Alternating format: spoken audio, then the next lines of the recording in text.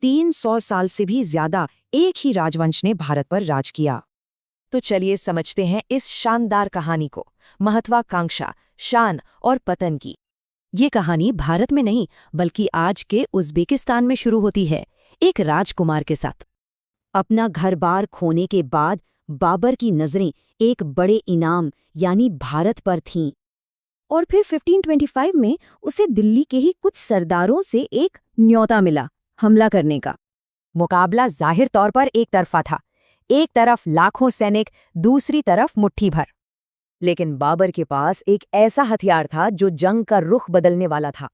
उसने गाड़ियों की दीवार बनाई जिसके पीछे तोपें थीं, एक तरह का किलिंग जोन। तोपों की गूंज से हाथी घबरा गए और अपनी ही सेना को रौंद डाला। पूरा खेल ही पलट गया।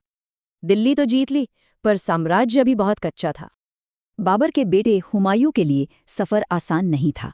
उसे अपनी गद्दी भी गंवानी पड़ी। साम्राज्य को असली शक्ल दी बाबर के पोते अकबर ने, जो उस वक्त बस 13 साल का था।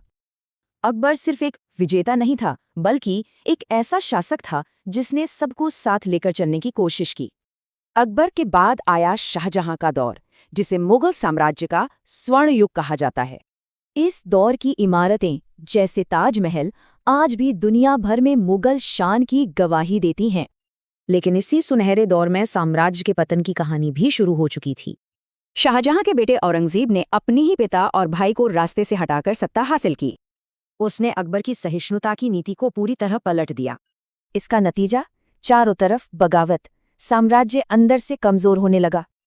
औरंगजेब की मौत के बाद तो मानो सब कुछ ताश के पत्तों की तरह बिखरने लगा। मुगलों की इस कमजोरी का सीधा फायदा उठाया ब्रिटिश ईस्ट इंडिया कंपनी ने, और 1857 के विद्रोह के साथ इस महान साम्राज्य का हमेशा के लिए अंत हो गया। तो मुगलों की विरासत क्या है? एक शानदार दौर या एक ऐसा इतिहास जो आज भी सवाल खड़े करता है?